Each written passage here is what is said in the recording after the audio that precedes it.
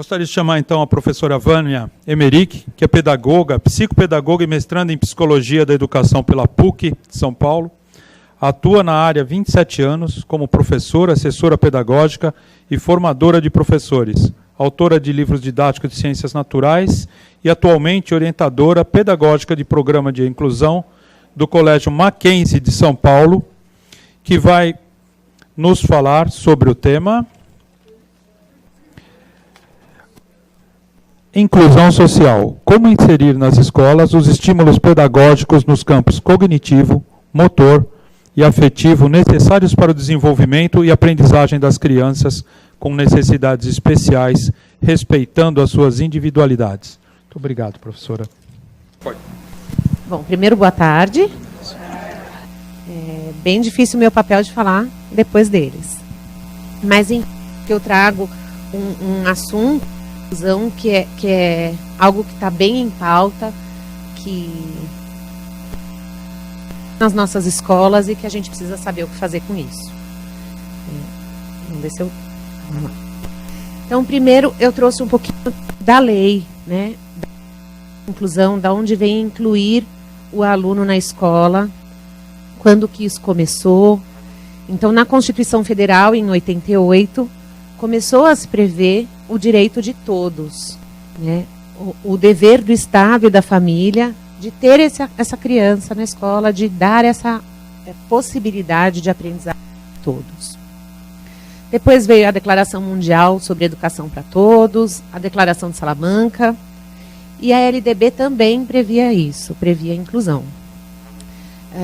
Sendo que os sistemas de ensino devem assegurar aos alunos currículo, métodos, recursos e organização específicos para atender às suas necessidades, preferencialmente na escola regular. E esse é o ponto mais importante, que é o preferencialmente na escola regular. E que trouxe uma polêmica. Muitas escolas deram o direito de dizer para as famílias que não recebiam essas crianças, não tinham espaço e que não estavam preparados para isso, né, por conta dessa pequena palavra, o preferencialmente. Mas depois a gente vem com as diretrizes nacionais para a educação especial. E, por fim, a LBI, que é a lei que regulamenta toda a inclusão.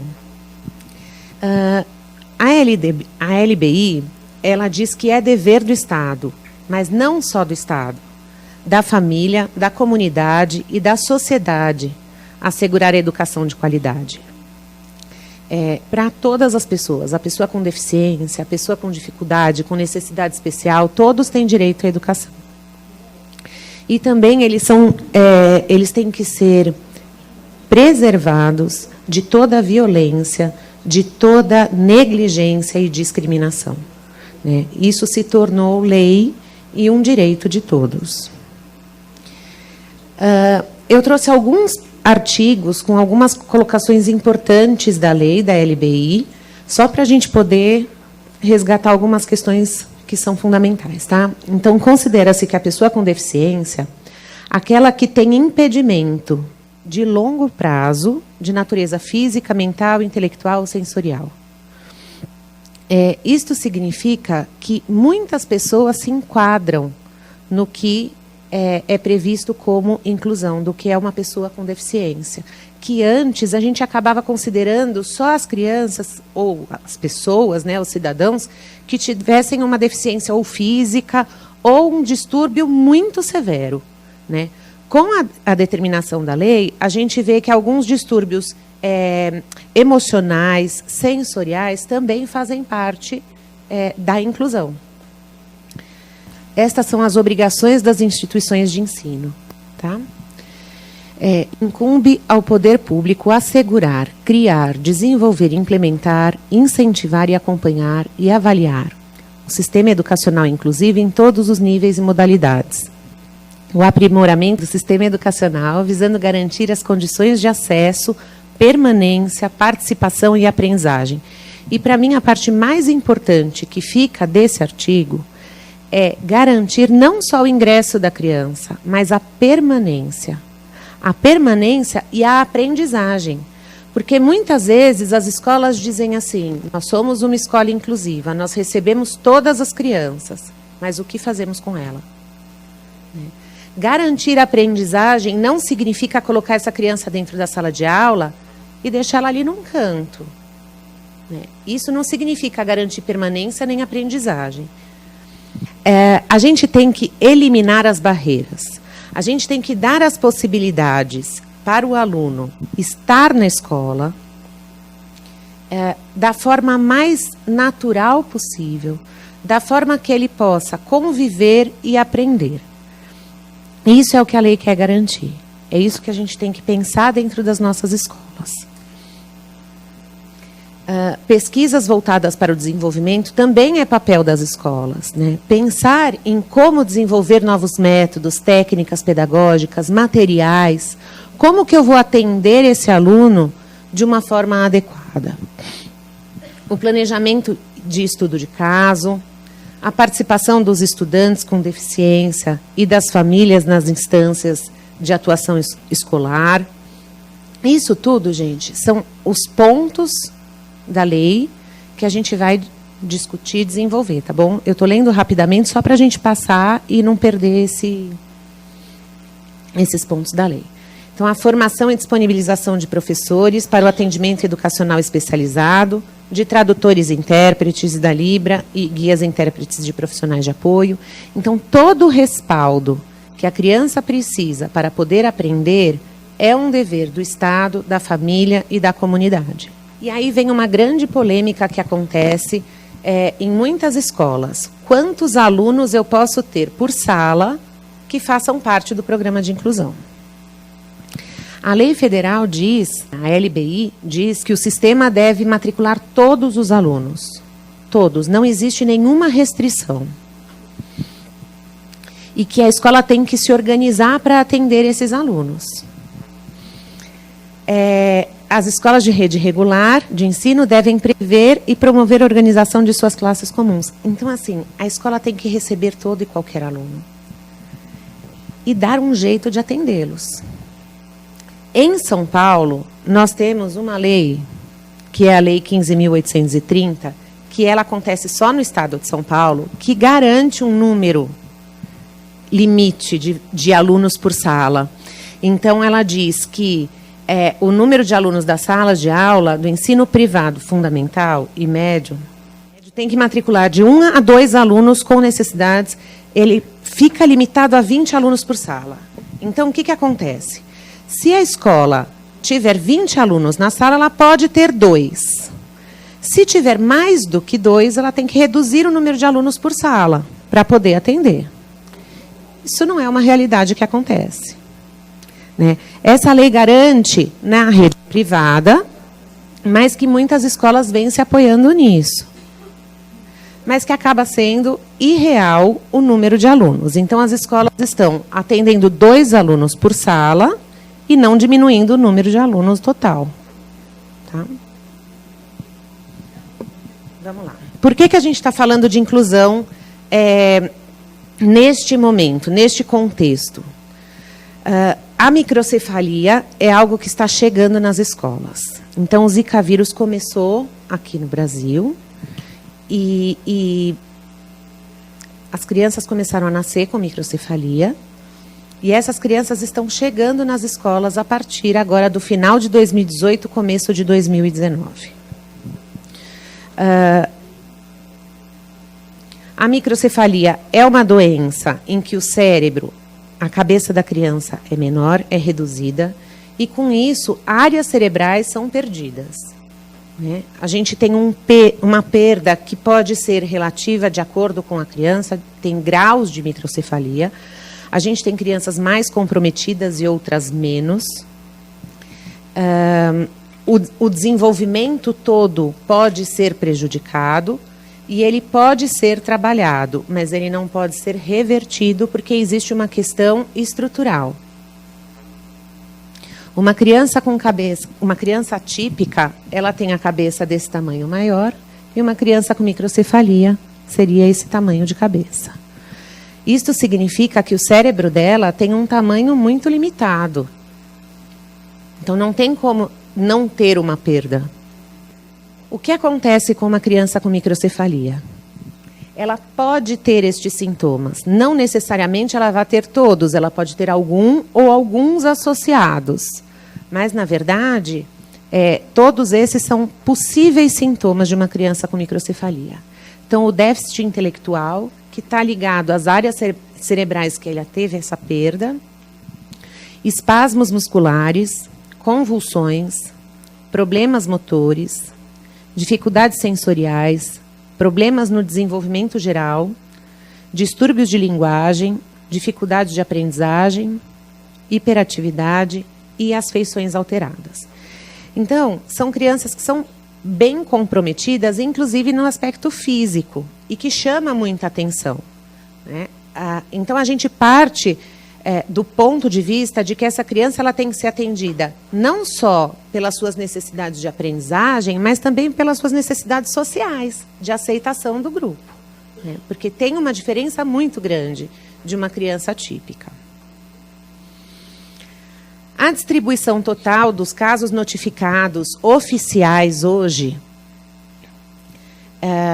agora, esses dados são de maio de 2018, tá? Eles estão atualizados em maio.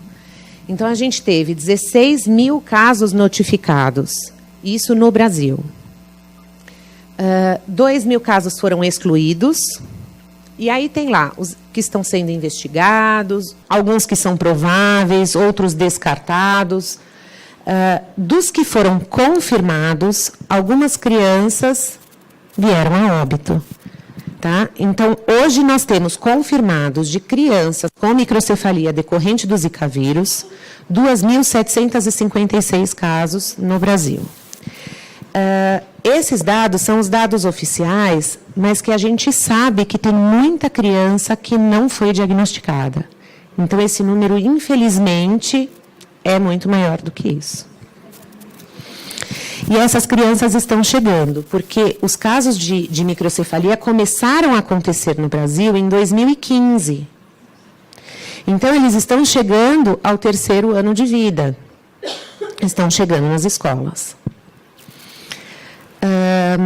Aqui é a distribuição por estados. Tá? No estado de São Paulo, notificados foram 1.499 entre 2015 e 2018, e os confirmados 163. Por isso que eu digo que esse número ainda é muito aumentado quando a gente pensa na realidade, porque muitas das crianças não tiveram o diagnóstico e não entraram para a estatística. Porque se você pensar no estado de São Paulo, 163 crianças, é um número muito pequeno. E a gente sabe que tem mais do que isso. O primeiro caso confirmado no Brasil foi a Catarina. A Catarina, ela foi diagnosticada ainda na barriga, em 2015, e ela nasceu em 2016. Quando a mãe soube que a menina estava com esse diagnóstico, ela já começou a se preparar para receber essa criança. E começou a se preparar com estudo,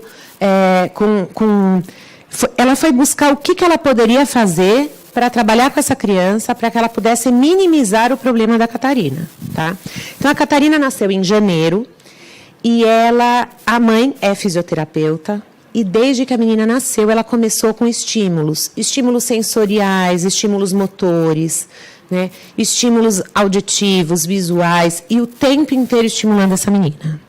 Bom, a Catarina hoje tem 2 anos e 8 meses, e ela já começa a andar, ela já balbucia algumas palavras, e ela está ingressando na escola. Tá? Ela já começou em agosto, já está frequentando, e ela tem um desenvolvimento muito mais próximo das crianças típicas do que as outras crianças com microcefalia que vêm de toda a literatura. Por quê? Por conta dos estímulos. Então, a gente conseguiu perceber que a estimulação, desde muito cedo, pode trazer uma reversão de muitos dos sintomas, muitas das consequências que a microcefalia poderia trazer. E aí entra a importância da escola infantil na vida dessas crianças. Porque muitas famílias não têm esse trabalho de estimulação, não sabem como fazer. E a gente tem que estar preparado para receber essas crianças. Essa é a Catarina. Então, você vê que, até visualmente, ela não impacta, né? Quando ela está ao lado de outra criança, você percebe, porque ela tem a cabecinha bem menor. Mas, sozinha, você não nota nada nela, tá? Ela esteve no programa da Fátima Bernardes, na Rede Globo, e brincou, ela não conversou porque ela ainda não fala, mas ela deu risada, brincou com o microfone, andou pelo estúdio. Então, assim, teve um bom desenvolvimento, né, visível ali.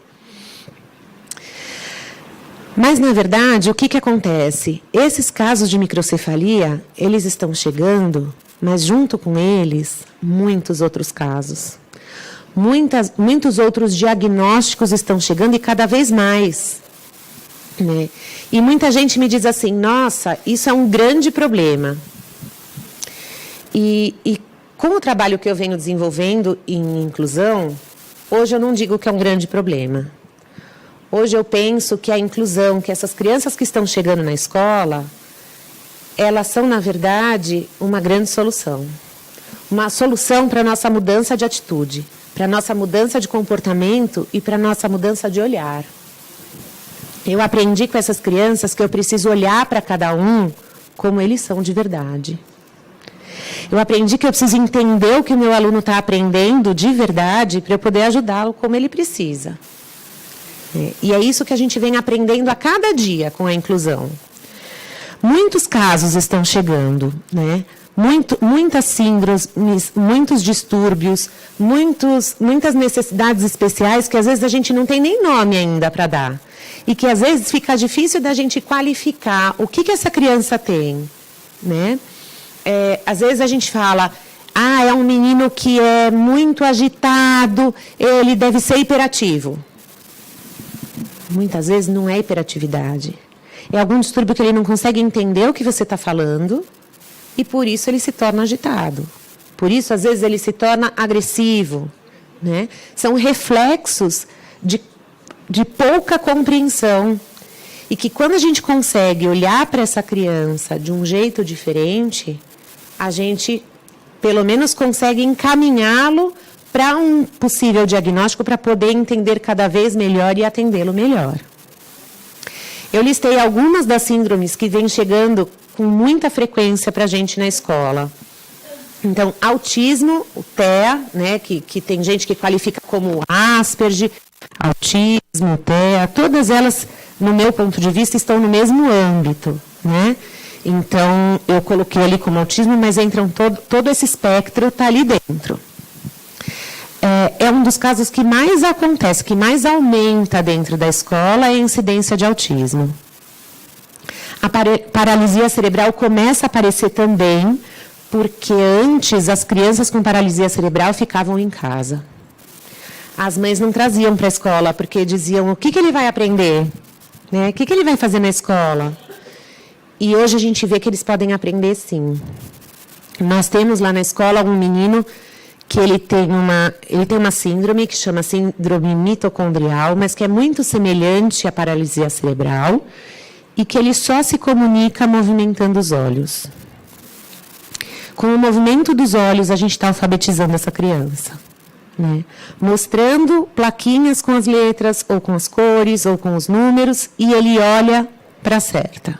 E com o olhar dele, a gente sabe que aquilo que ele está respondendo, e eu vou construindo as palavras, eu vou construindo o que ele quer me dizer. Então, a gente não pode ignorar as possibilidades que uma criança tem, a capacidade de que uma criança tem, por maior que seja o distúrbio dela. A síndrome de Down, que hoje já é muito comum e muito aceita por todo mundo.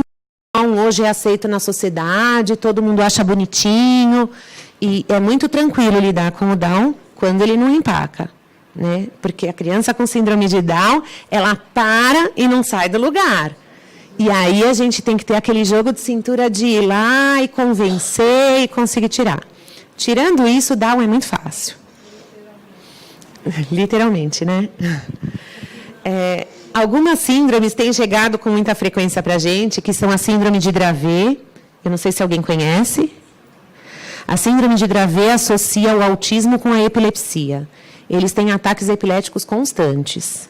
E, muitas vezes, crises de ausência que precisa entrar no oxigênio, porque a ausência se torna muito longa. Se passar de 2 minutos, tem que entrar no oxigênio. Então, lá na escola, a gente teve que adaptar e ter um balão de oxigênio na enfermaria para poder atender essas crianças. A síndrome de Angelman, a criança ela consegue focar em tudo que é vermelho. O que não for vermelho, ela não foca o olhar.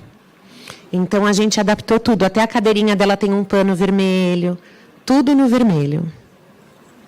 Cornélia de Lange, que ela se assemelha muito ao distúrbio global de desenvolvimento. A criança tem um comprometimento cognitivo muito grande.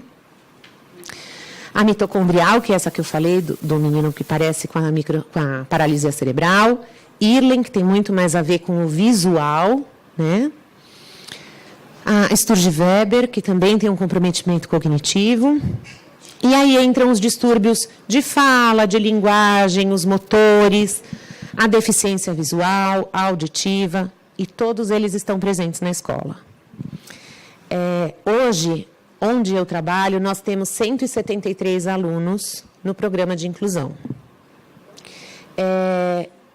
Assim, eu falo com uma grande paixão, porque é incrível ver o desenvolvimento dessas crianças. É incrível presenciar o quanto eles podem. E o quanto eles podem quando a gente acredita neles. Que quanto mais a gente acredita, mais eles respondem. Inserir no contexto escolar tem as suas dificuldades, né? Quando a gente fala assim, não, tem que fazer inclusão, vamos incluir. Parece muito fácil. Quem está lá na prática sabe que não é tão simples assim, né? Os professores ficam tensos, ficam preocupados porque não sabem como lidar. A gente não sabe como lidar com as famílias das outras crianças, o que os outros vão pensar, e se essa criança for agressiva e bater no colega, como que os colegas vão reagir, né? Então, tem muitas coisas que envolvem a inclusão. Não é um simples colocar a criança dentro da sala de aula. A gente precisa conseguir respeitar as individualidades, atender essa criança e conhecer o que ela tem para oferecer. Para poder fazer uma adaptação, para poder receber essas crianças, eu sugiro alguns passos, alguns itens que são fundamentais. A primeira coisa é o que a gente chama de AEE, que está previsto na LBI, que é o atendimento educacional especializado. Então, é uma equipe para isso e é um espaço próprio para isso, né? Que a gente tem a sala multidisciplinar, que a gente chama. Eu já vou explicar sobre isso. Precisamos de uma equipe pedagógica, de formação contínua para toda a equipe e não só para os professores, mas para os funcionários também, porque todo mundo faz parte da equipe que trabalha com a criança. A adaptação do espaço físico, o investimento em materiais e equipamentos e a adaptação curricular das atividades e das avaliações. Eu vou explicar cada um desses itens para a gente poder pensar junto em possibilidades. O atendimento educacional especializado é a garantia de um espaço multifuncional. É um espaço onde a criança pode sair da sala de aula se ela estiver agitada, né? Porque, às vezes, um autista está num barulho, está muita confusão, ele precisa sair da sala. Então, esse espaço tem que estar garantido. Também é preciso que esse espaço exista para alguma explicação mais concreta, porque, muitas vezes, o meu aluno ele não está trabalhando o mesmo conteúdo dos demais da sala. Né?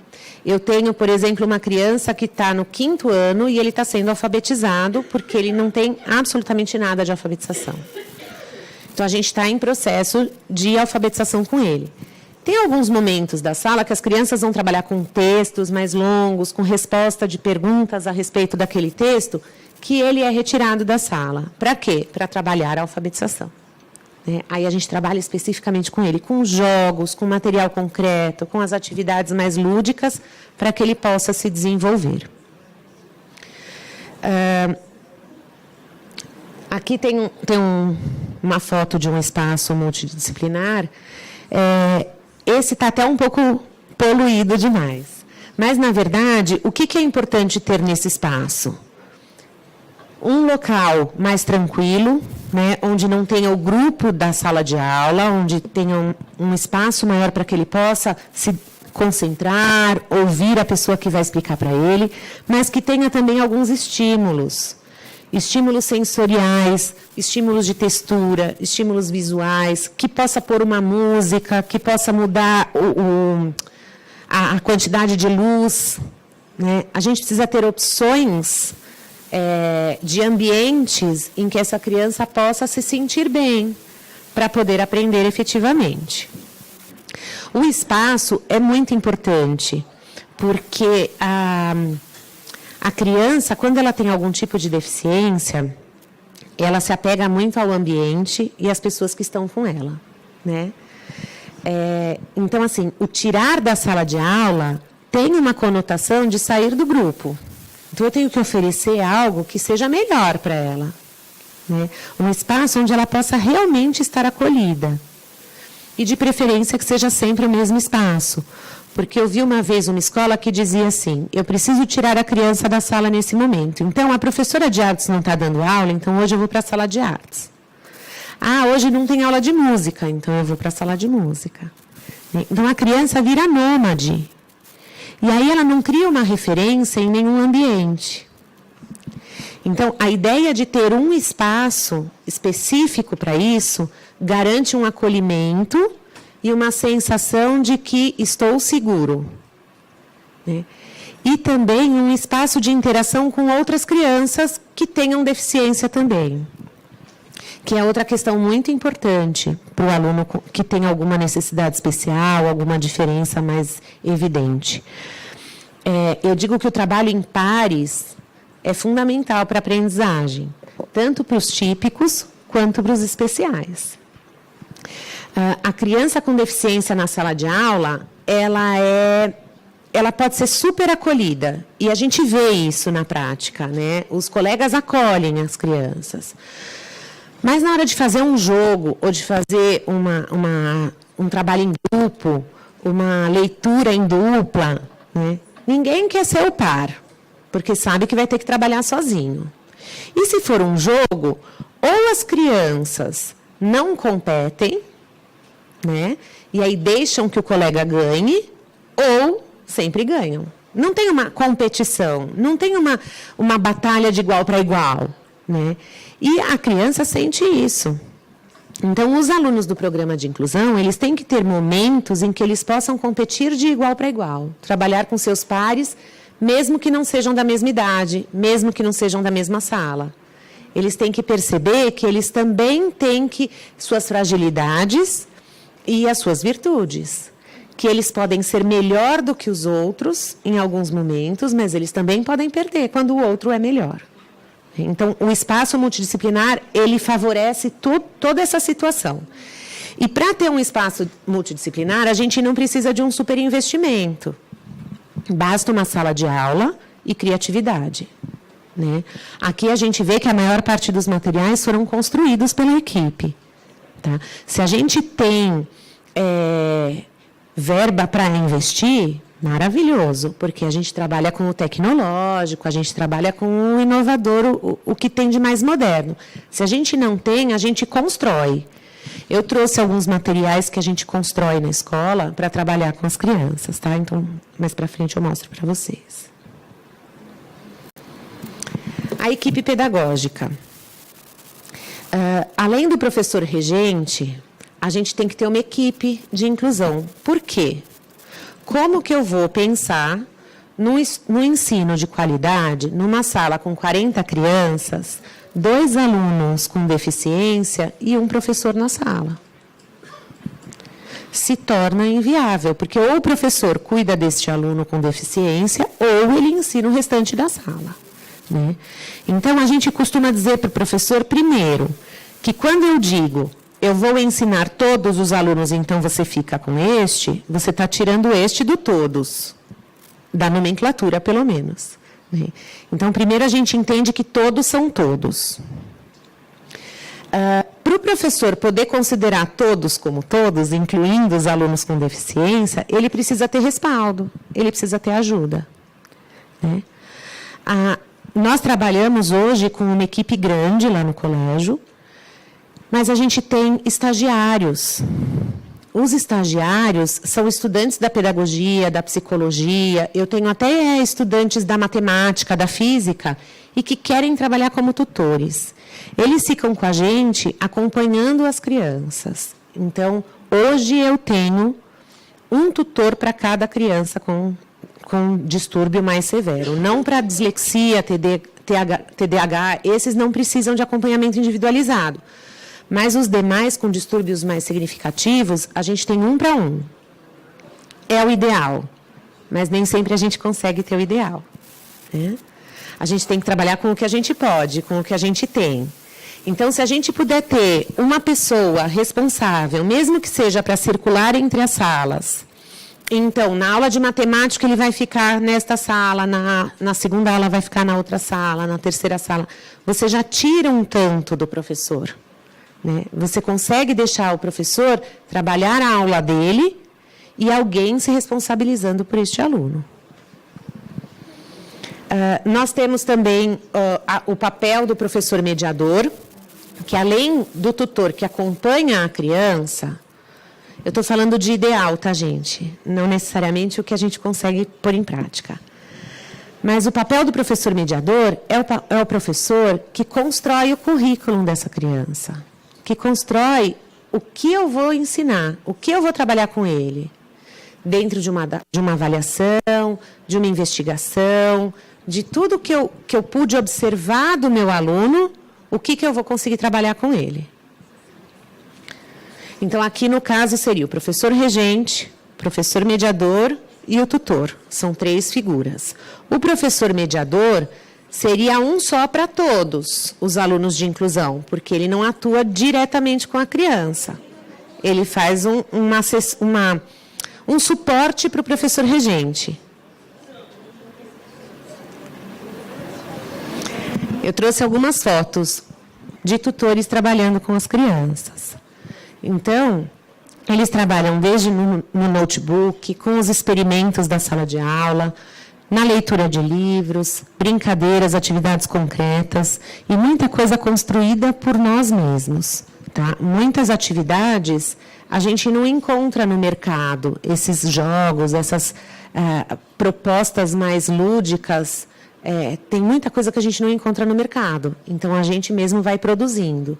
Tá? Sempre que possível, a gente produz em tecido, porque dura mais, ou a gente plastifica para poder ter uma reutilização. Então, todos esses materiais, eles podem ser trabalhados com todas as crianças. A gente usa agora com esse, depois eu repasso para o outro. Tá? A formação contínua. Toda a equipe tem que ser formada, tem que estar preparada para receber as crianças. Porque, como eu disse, o nosso olhar tem que ser cuidadoso. Né? A gente tem que olhar para essa criança enxergando ela. A gente tem que conseguir ver quais as habilidades, quais as competências ele já tem desenvolvido. E o que eu ainda preciso desenvolver. Onde eu acho que eu vou conseguir chegar com ele. Para isso, eu preciso ter gente preparada. E preciso ter gente que possa estudar o distúrbio que aquele aluno tem.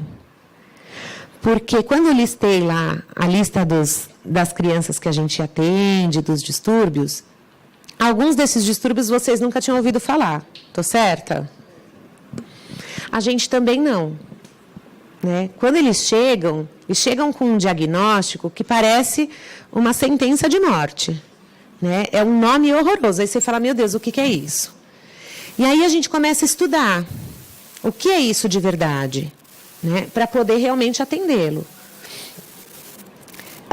Não só os professores precisam dessa formação, porque desde quem abre o portão, quem atua no banheiro, na hora do lanche, todo mundo tem que estar preparado para essa criança.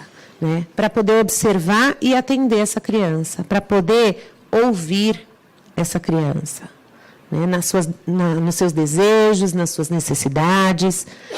Então, quanto mais toda a escola estiver preparada para recebê-los, com certeza melhor eles vão se desenvolver. E, na verdade, a gente pensa que a escola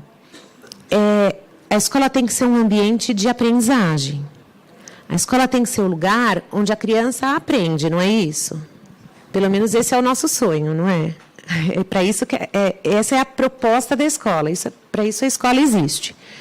Quando eu penso na inclusão, também a criança de inclusão ela tem que estar na escola para aprender, não só para socializar.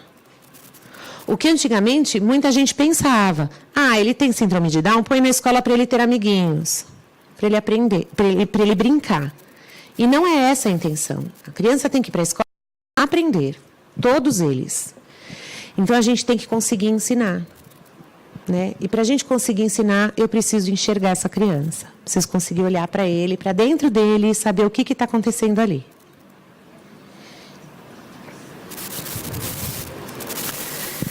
O espaço físico, tirando a sala, é algo muito importante, porque se eu tenho um aluno cadeirante e eu não tenho rampa na escola, eu já estou excluindo essa criança, né? Se eu não tenho piso tátil, eu estou excluindo um aluno cego. Se eu não tenho a sinalização em braille, eu também estou excluindo esse aluno cego. Então, assim, a escola tem que ir se preparando. Não dá para a gente pensar numa mudança radical. Chegar na escola amanhã e tudo será reformado e modificado. Isso é inviável. A gente tem que ir adaptando aos poucos e construindo aos poucos essas mobilidades, essas adaptações do espaço. E lógico que a gente vai fazendo isso com o que a gente vai recebendo, né? Eu recebi um aluno cego, eu vou investir no piso tátil, ou pelo menos num tipo de sinalização para que ele consiga entender até que eu possa instalar o piso tátil. Tá? Então, toda adaptação física, ela leva tempo, mas a gente tem que ir priorizando.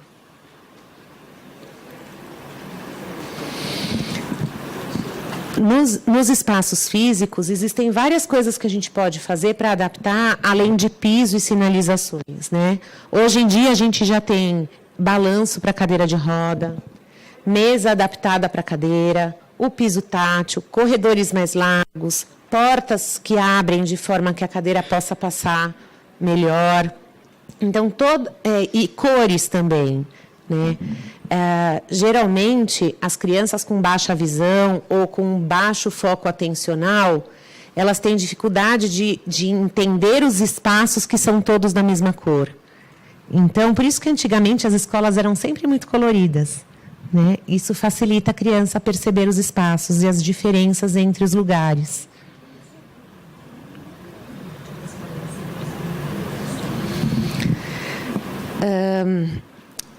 Os materiais que a gente trabalha com as crianças, eles têm que ser pensados para o desenvolvimento das habilidades sensoriais e das funções executivas. Eu trouxe um pouquinho sobre o que são as funções executivas.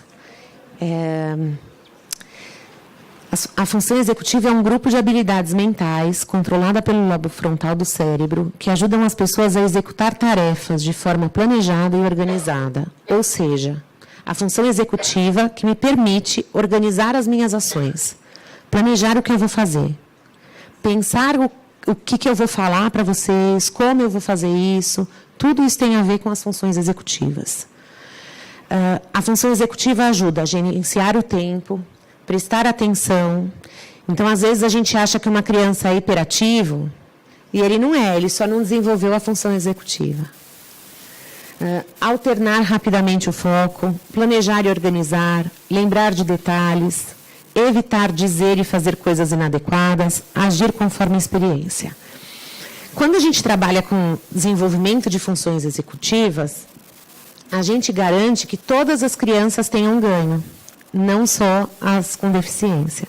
Todas as crianças típicas precisam desenvolver funções executivas.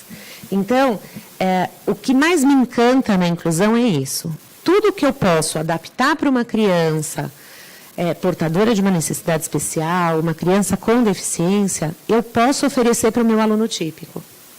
Porque vai ser ganho para todo mundo.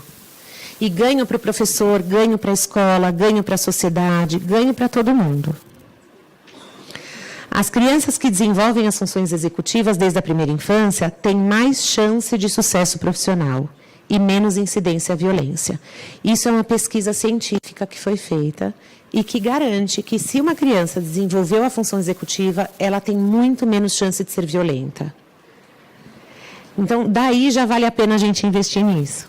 Só de pensar em diminuição de violência, em melhoria profissional para eles no futuro, é um ganho para todo mundo.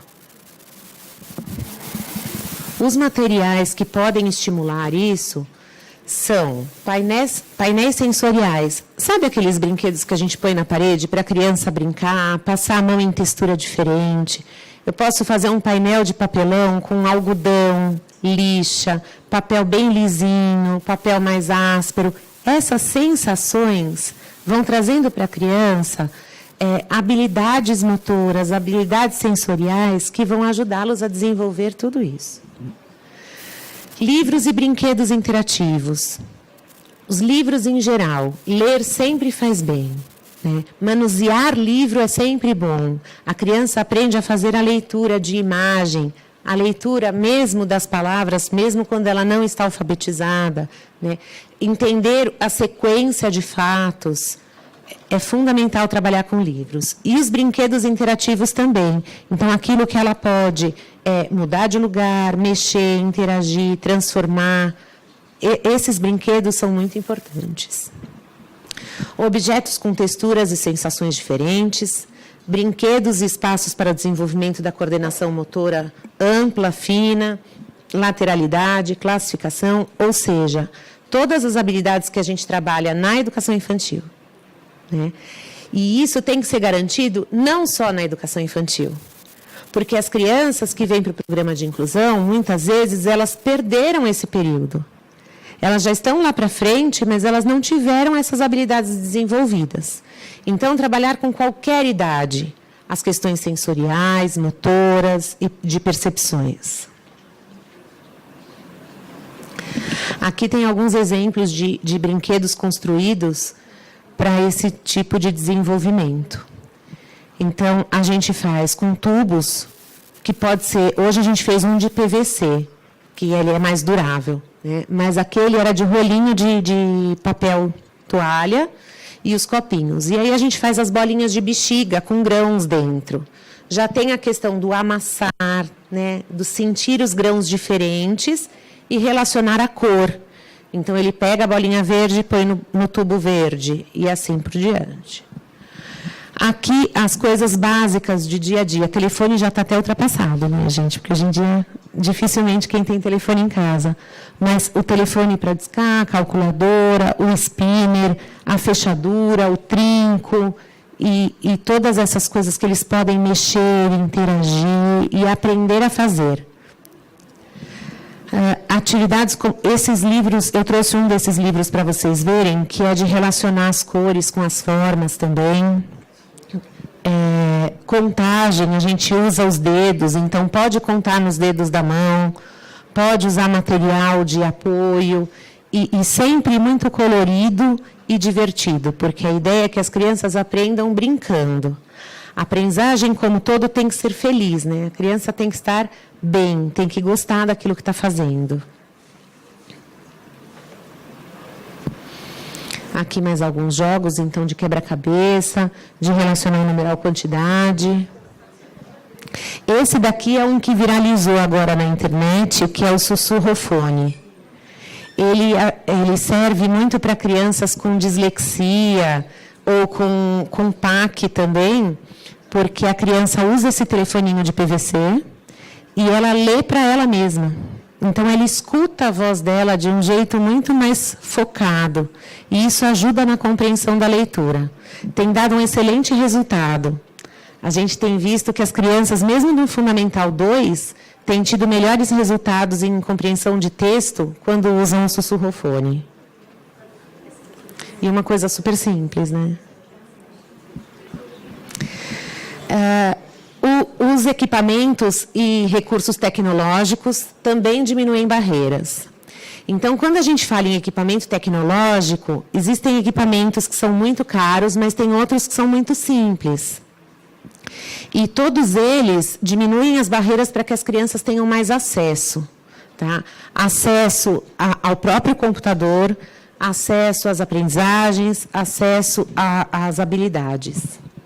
Então, o trabalho com computador e tablet, porque a gente também pensa que essa criança vai chegar num futuro próximo e vai ter que estar no mercado de trabalho e precisa saber usar esse computador.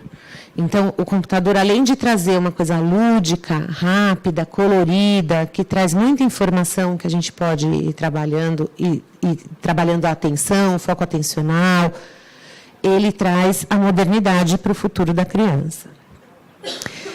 No caso de crianças com baixa visão ou cegueira, a gente costuma trabalhar com a impressora de relevo e a impressora Braille. Porque transcrever o material para Braille, o custo é muito alto. Nós temos uma aluna cega no ensino médio, e o custo para transcrever os livros didáticos para o Braille era de R$180 mil, de um ano. Então, se tornou completamente inviável. A impressora, a gente tem hoje a impressora Braille, então você digita o texto no Word e ele imprime no Braille. Isso minimizou todo o trabalho das provas, né? Porque antes a gente tinha que uma tutora ficar fazendo bolinha por bolinha da prova inteira. A impressora de relevo permite que a criança leia imagens. E aí não serve só para a criança cega, para todos os que têm baixa visão. Tem uma foto dela no próximo slide. Ela serve para tudo que você imprime na cor preta, você passa nessa impressora de relevo e ela torna relevo tudo que tiver em preto. Então, contorno de mapa, gráficos e mesmo imagens, obras de arte. Se você fizer um contorno bem pretinho, tem que ser impresso, não pode ser à mão. Mas todo o contorno preto, ela releva. Oi. Vocês conheciam os equipamentos? Quem tem os equipamentos? Que ótimo. Você dá uma ideia de valor? A impressora Braille e essa Teca Fuser, ela está na faixa de uns R$15 mil, cada uma. A impressora... Vocês têm a impressora Braille, é isso? É sensacional, né?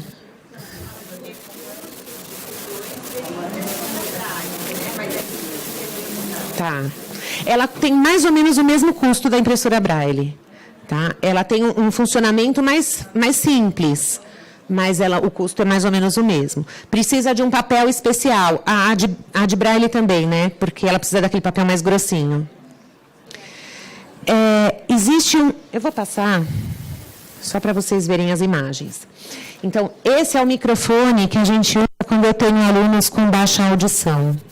É um microfone super simples, ele fica, aquele headphone, né, que fica aqui, e tem uma caixinha que fica na cintura do professor.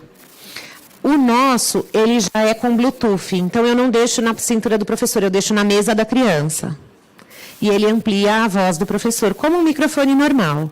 Tá? Há muitos anos atrás, quando eu já dava aula, eu tinha uma colega que era bem rouca.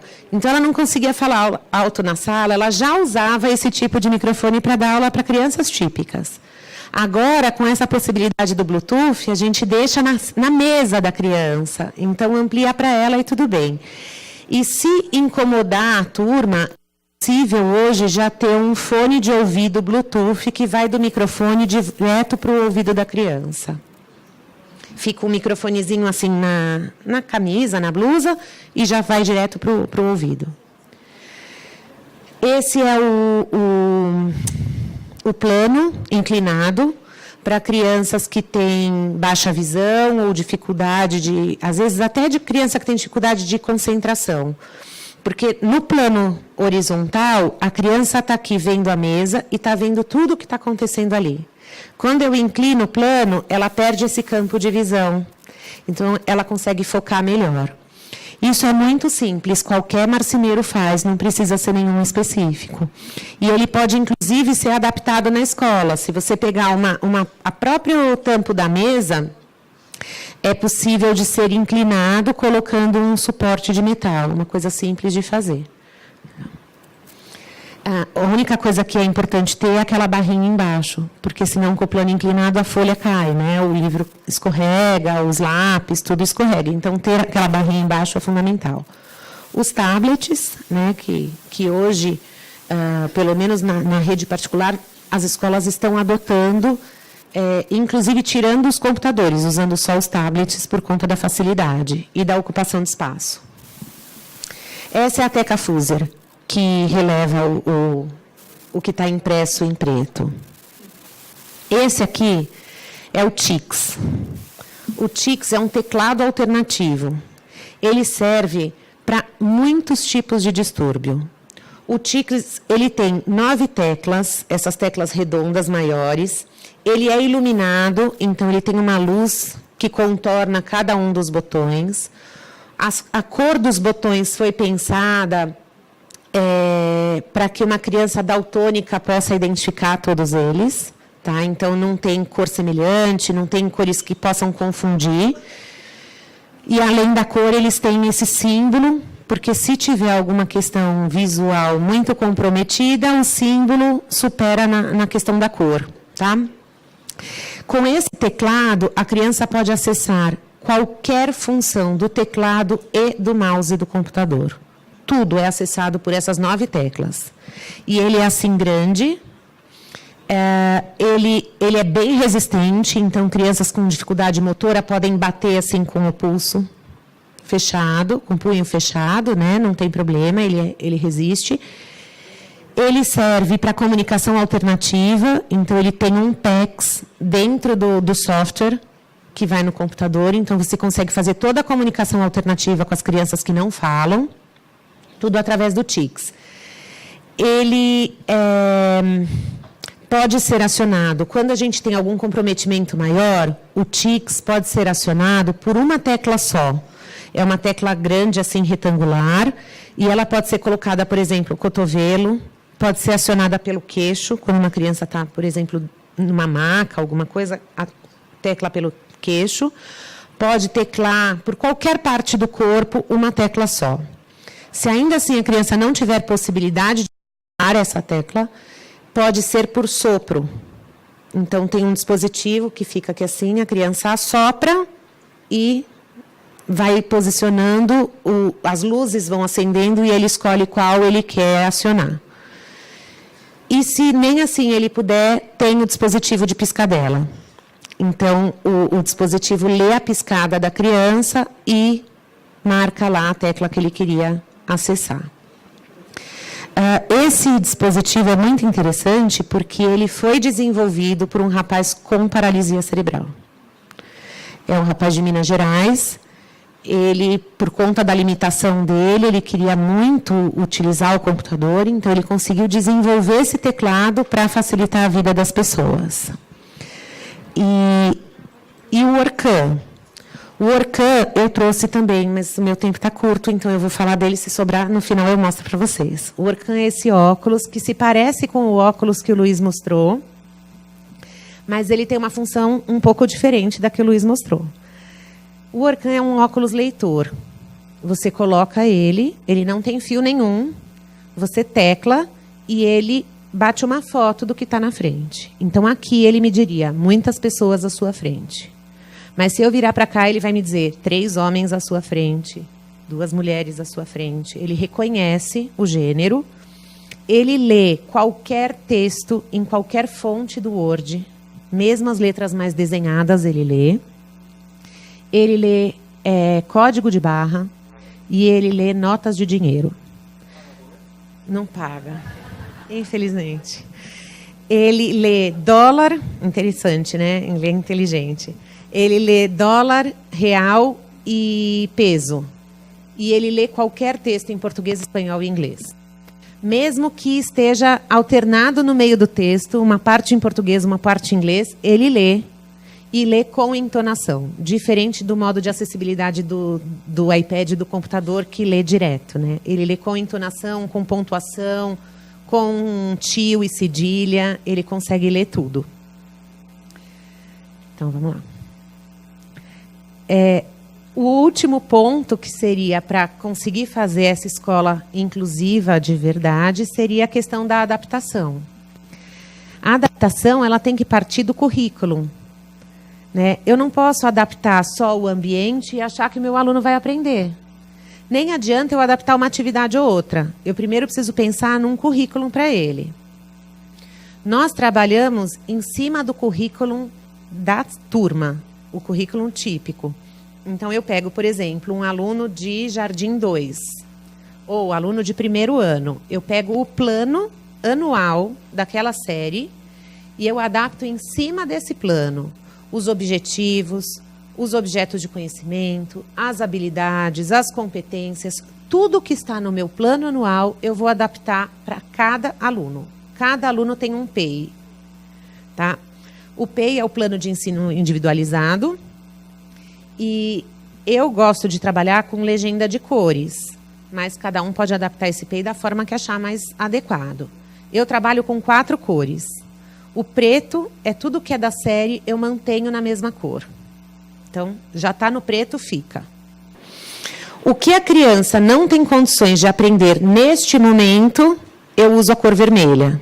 Então, é como se eu estivesse tirando do plano dessa criança, do currículo dessa criança. O que eu vou manter, mas de uma forma diferente, adaptada, eu ponho em azul. E o que eu vou inserir de objetivo ou habilidade nova, eu coloco em verde. Então, o PEI dos meus alunos é todo colorido, mas eu bato o olho, eu sei o que eu quero com ele. E partindo desse PEI, eu posso planejar as atividades.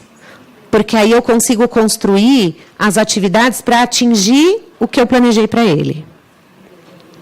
E aí diga. A cor verde eu uso quando eu quero inserir um objetivo, uma habilidade que não estava no plano daquela série.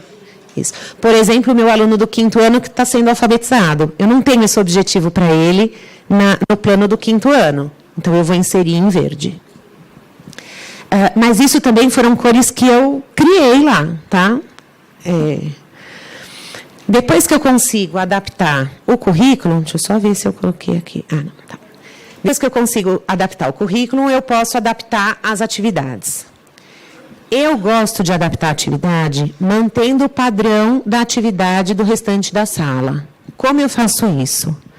Eu pego a folha da atividade da sala, eu faço todas as alterações que eu tenho para fazer, seja no computador ou na folha manual, mas eu mantenho o layout da folha.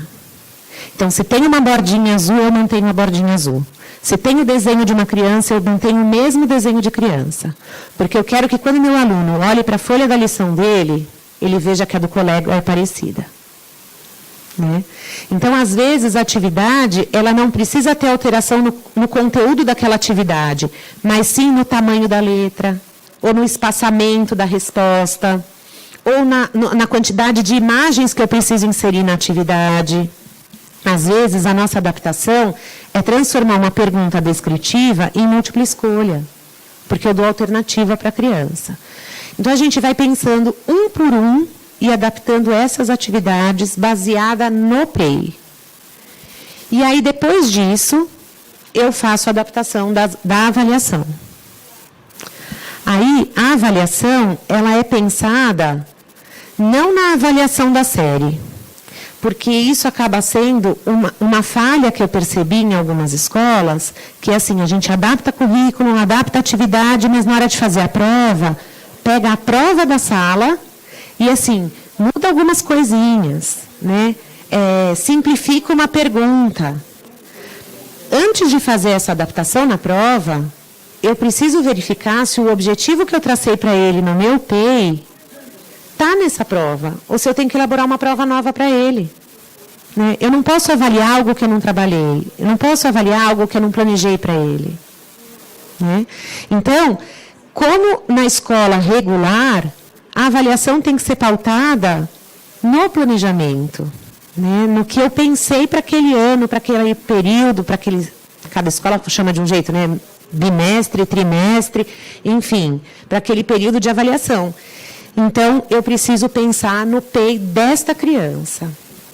Hoje, na escola, nós temos 53 PEIs, porque eu tenho 53 alunos com distúrbios significativos. Tá? E aí, cada um tem a sua avaliação diferenciada.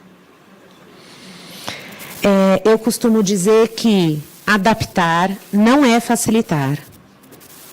Quando a gente pensa em facilitar uma prova para um aluno, eu estou discriminando esse aluno. Eu estou excluindo esse aluno da possibilidade dele de aprender. Adaptar é construir desafios para esse aluno. Desafios que estejam dentro da capacidade dele de aprender. Porque quando eu tiro o desafio, eu tiro o desejo de aprender. Eu tiro a possibilidade dele ir além. Então, não facilitem. Incluir significa minimizar barreiras. É contribuir para que o outro tenha possibilidades sociais, cognitivas e afetivas. E é um dever de todos nós. Agradeço a atenção de vocês. Ok, muito obrigado, professora Vânia. Peço uma salva de palmas para ela, por favor. Boa noite, obrigado a todos. Professora Maria Helena, vamos para os nossos finalmente. Bom, gente, primeiro eu não sei se eu consigo ainda captar o interesse de todos que estão desde cedinho, precisando pegar a estrada para voltar para casa, tudo mais. E, enfim, eu vou tentar ser brevíssima, tá? Bom, primeiro, eu creio que o dia foi muito proveitoso, bastante proveitoso. A professora Marialba fez uma discussão interessantíssima sobre os desafios dos municípios em relação à adaptação dos seus currículos, as dificuldades e também os cuidados que os municípios, os professores, as redes públicas municipais devem ter, né? Eu acredito que a Marialba foi muito feliz, inclusive, com os dados que ela trouxe, mostrando a desigualdade educacional no Brasil como bem retratada pelas avaliações nacionais. Eu confesso para vocês que me dá muita tristeza, porque depois de tantos anos que eu milito na educação, eu vejo que as melhoras são lentas, né? E, no caso dos anos iniciais, eu acho que melhorou. Eu parabenizo todos os municípios pelos dados, quer dizer, São Paulo, a rede municipal paulista teve um resultado espetacular, muito acima da média nacional, e eu estou falando de média, né? Então, é um trabalho que precisa ser reconhecido, o trabalho dos municípios. Eu procurei mostrar, na minha fala, os desafios do que são as novas competências, né? Porque, na verdade, nós não estamos mais falando das competências cognitivas tradicionais, do PRNU, etc. Nós estamos falando das competências que envolvem habilidades socioemocionais, conhecimentos cognitivos, metacognitivos, atitudes, valores, procedimentos, e tudo isso nos traz uma pergunta: como vamos medir, né, essas novas competências? Essa é uma questão não resolvida. Eu não pude nem entrar nesse debate, não foi possível, vai ficar para uma próxima conversa, mas, na verdade, é o seguinte: a OCDE, os melhores centros de pesquisa do mundo estão com uma enorme dificuldade de saber o que é avaliar competência socioemocional. Por exemplo, o PISA se propõe, em 2024, a avaliar as competências socioemocionais. Mas o PISA chamou os melhores especialistas do mundo inteiro, inclusive só na Universidade de Princeton tem 90 pesquisadores, eu estive recentemente lá visitando, e esses 90 pesquisadores que pesquisam como avaliar, eles não têm a menor ideia de como fazer. Não há consenso. Ninguém sabe, porque realmente é para você avaliar isso, tudo é muito subjetivo, né? Então, para se chegar a algum consenso, vai ter que ter algum consenso. Qual é o consenso, né? Então, eu creio que nós estamos agora entrando numa outra etapa do desenvolvimento das aprendizagens das crianças e dos jovens com a BNCC. Eu acho que vocês estão super mobilizados e acho importante o trabalho que vocês estão fazendo, os municípios de São Paulo, no sentido de preparar as equipes para a implantação e preparar os professores. Eu acho que o maior desafio é preparar os professores. Eu não sei reproduzir nada da fala eletrizante do professor Guedes, que é divertidíssimo em primeiro lugar, né? Mas ele nos traz a questão que nós realmente não sabemos enfrentar. O que fazer com as mudanças da tecnologia, né? Eu lembro que, no final do século XIX, a grande pergunta dos sociólogos e dos filósofos era como fazer para acompanhar as mudanças do mundo. Quando chegou no século XX, os filósofos, a estrutura das revoluções científicas, por exemplo, do Kuhn, ela se perguntava, mas e como romper determinados paradigmas, né? Considerando todos os paradigmas do século XX, os avanços da ciência, os avanços do conhecimento, tudo mais. Agora, eu acho que a pergunta é que nós não conseguimos mais prever nada, né? Então, a fala do professor Guedes foi assim, olha, gente, não é só que o futuro já chegou, é que o futuro, ele muda todo dia, né? Então, não tem futuro. Para mim, a grande questão é essa, acabou o futuro, quer dizer, o futuro chegou porque todo dia você tem uma coisa nova e todo dia você não sabe o que vai aparecer. O que significa o seguinte, bom, e aí, como é que fica a escola? Porque a escola tem uma tarefa dificílima num contexto como esse, que é como preparar as crianças e jovens para um mundo que se transforma a cada instante, né? E aí, bom, aí tivemos a professora Vânia, para finalizar, um desafio de complexidade maior ainda, que é o caso da inclusão, da educação especial, das dificuldades que é o trabalho, que é quase um trabalho de formiguinha, individual, com cada criança, com um professor muito bem treinado, com competências não só pedagógicas, mas também psicopedagógicas, sociais, né? Conhecimento, inclusive, da área médica, né? Então, eu diria o seguinte, a educação ela tem essa vantagem, ela vai nos trazer vários desafios, daqui para frente continuaremos a ter muitos desafios, e o que nós precisamos é continuar fazendo o que está sendo feito, quer dizer, tentando melhorar, tentando nos atualizar e tentando investir cada vez mais na inovação. Eu acredito firmemente que a inovação dos currículos, a inovação da gestão, a inovação da formação de professores, ela é crucial para qualquer melhoria. Nesse sentido, eu quero cumprimentar a FIA pela disponibilidade de organizar esse evento, este seminário. A FIA tem se destacado na gestão e em propiciar mestrados profissionais, cursos de formação para gestores de empresa, e eu espero que agora a FIA consiga fazer a mesma coisa com a educação, porque a educação, na verdade, ela precisa ter apoio de diferentes parceiros para melhorar a gestão. Eu acho que isso vem sendo buscado por todos os municípios, por todas as escolas, né? Nós temos tido, ao longo dos últimos anos, muitas possibilidades de curso, de capacitação, de gestão escolar. Eu lembro ainda, quando eu estava lá no governo Fernando Henrique, nós fizemos um grande esforço. Não sei se vocês lembram, como é que chamava aquele programa de formação de gestores, que era FNDE, eu lembro que a Marisa Abreu coordenou, eu dei muito palpite.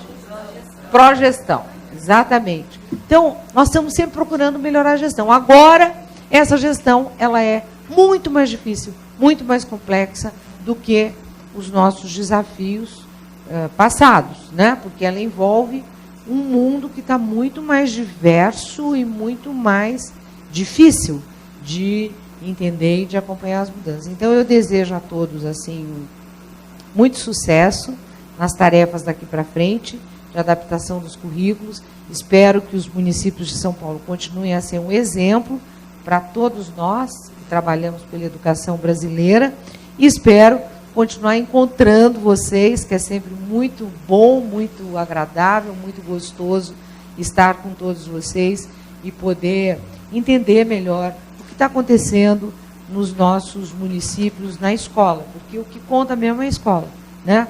É o mundo real, né? Então, parabéns por vocês, por não desistirem, estarem sempre ali, ó, firmes na melhoria da educação. Obrigada.